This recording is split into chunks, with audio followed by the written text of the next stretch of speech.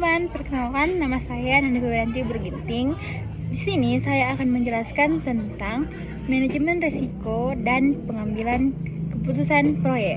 Jadi, apa-apa saja sih yang menjadi risiko dan risiko dalam pengambilan keputusan dalam proyek? Konsep dasar manajemen risiko proyek adalah proses sistematis untuk mengidentifikasi, menganalisis, dan merespon risiko proyek. Tujuannya adalah untuk meningkatkan kemungkinan dan dampak peristiwa positif atau peluang dan meminimalkan dampak peristiwa negatif atau ancaman. Siklus manajemen risiko. Proses manajemen risiko umumnya mengikuti langkah-langkah berikut. Yang pertama, identifikasi risiko. Menentukan risiko mana yang dapat mempengaruhi proyek dan dokumentasikan karakteristiknya. Yang kedua, analisis risiko kualitatif. Menilai prioritas risiko berdasarkan probabilitas dan dampak. Yang ketiga, ada analisis risiko kuantitatif.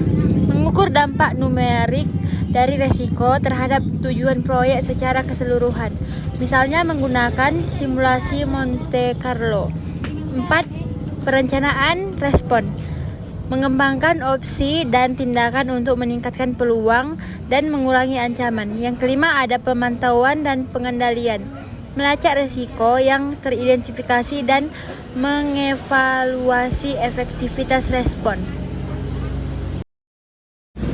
Strategi pengambilan keputusan dalam proyek. Pengambilan keputusan adalah proses memilih jalur tindakan di antara beberapa alternatif.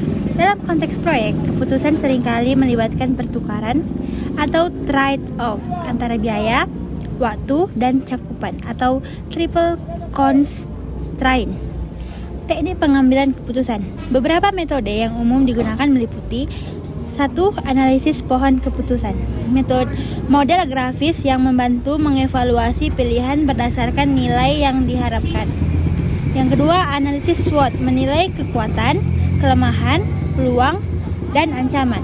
Yang ketiga, ada multi kriteria decision analysis atau MCDA, menggunakan table score untuk mengevaluasi berbagai kriteria, misalnya biaya versus kualitas. Tantangan dalam implementasi. Meskipun teorinya jelas, praktik di lapangan sering menghadapi kendala. Yang pertama, bias kognitif, kecenderungan manusia untuk terlalu optimis atau takut rugi secara berlebihan. Yang kedua, data tidak akurat, pengambilan keputusan yang salah akibat input data yang lemah. Yang ketiga, ada perubahan lingkungan, risiko baru yang muncul secara tiba-tiba di tengah proyek, misalnya perubahan regulasi atau fluktuasi pasar. Nah, sekarang kita masuk ke kesimpulan. Manajemen risiko dan pengambilan keputusan adalah dua sisi dari koin yang sama.